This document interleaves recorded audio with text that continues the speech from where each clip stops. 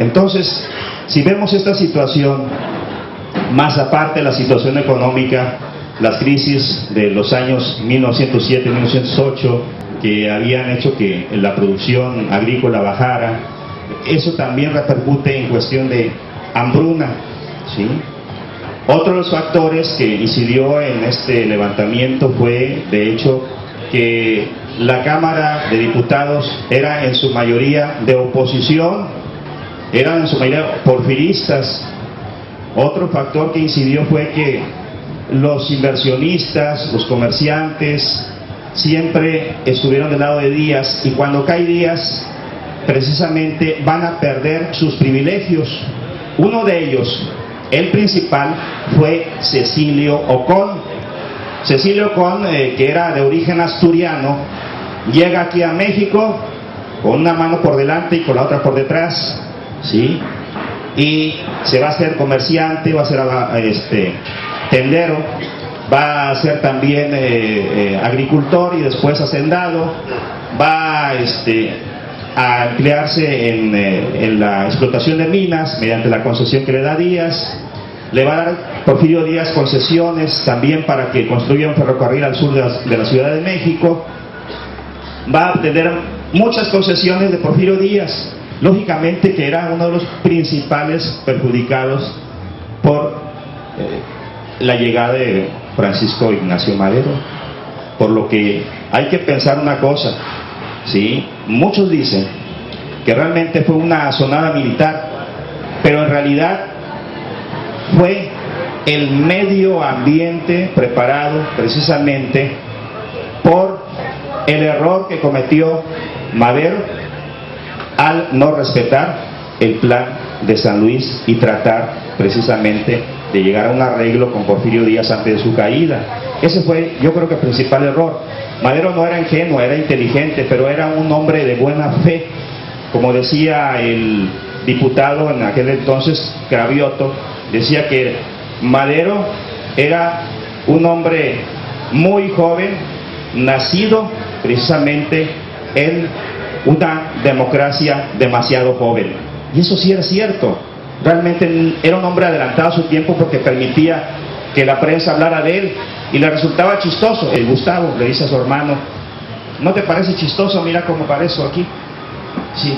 Y se molesta Gustavo, su hermano, lógicamente, pero él no entendía que él era un hombre visionario, veía hacia el futuro, pero el pueblo, la opinión pública no estaba preparada para eso.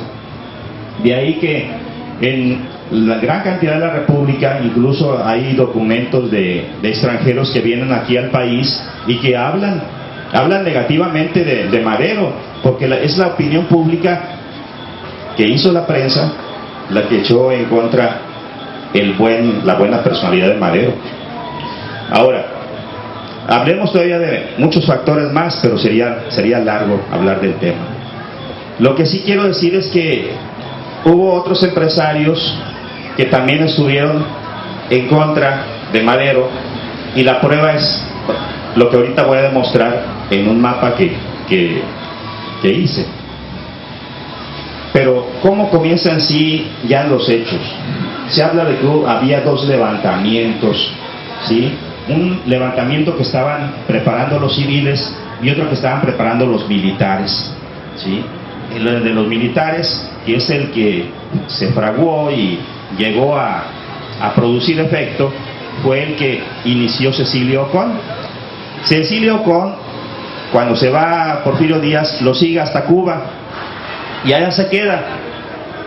Y cuando se pone en contacto con Manuel Mondragón, ¿sí?, un general muy destacado porque va a hacer mucho dinero con el invento de reformar el cañón francés Chamont, y que después se va a llamar Chamont Mondragón, ¿sí?, le va a generar cierta riqueza, cierto respeto en el ejército. Gregorio Ruiz, que tiene también prestigio en la artillería. El señor Navarrete, que tiene prestigio en la artillería, ¿sí? El general Aureliano Blanquet, que tiene también prestigio por haber luchado contra los zapatistas y una serie de generales que están participando, pero principalmente se fragua en Cuba esta asonada.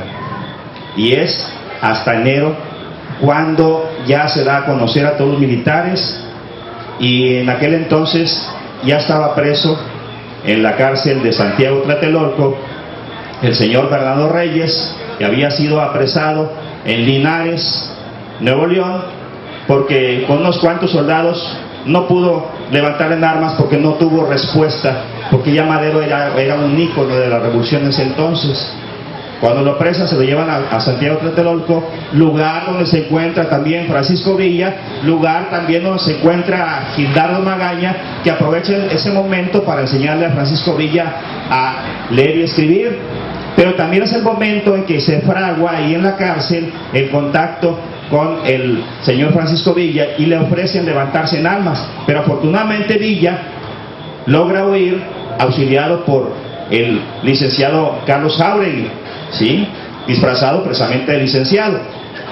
Y eso es en diciembre cuando huye, pero en enero es cuando ya se escuchan, ¿sí?, a voces abiertas, sottovoce, que hay una asonada, se prepara un golpe militar.